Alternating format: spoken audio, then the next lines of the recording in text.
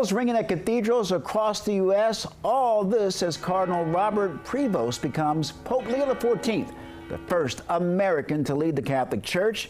He'll be formally installed as Pope at a Mass on May 18th.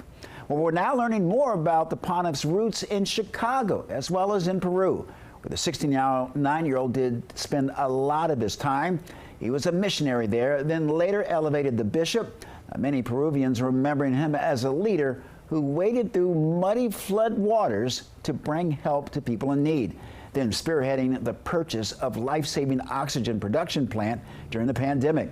The late Pope Francis brought him back to the Vatican in 2023 to head up the office of the Vet's bishop nominations. Here he is when he was elected to lead that agency. Advise, work with Pope Francis, and to look at the challenges that the Church in the United States is facing. I hope to be able to respond to them.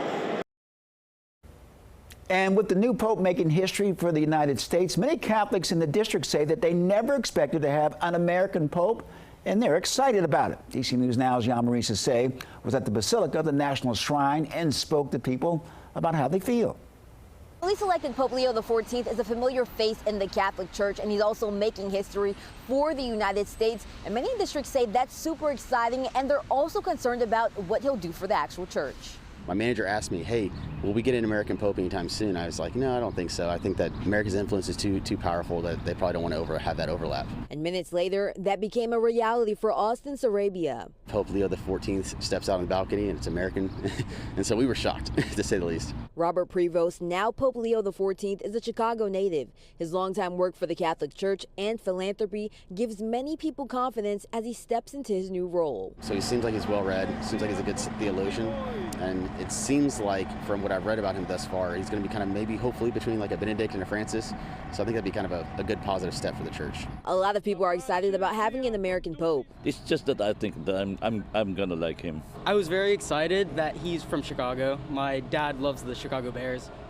And I'm excited that it was Pope Francis's second in command. So. But they also hope Pope Leo brings balance and positive change within the Catholic world. For me, it's just clarity.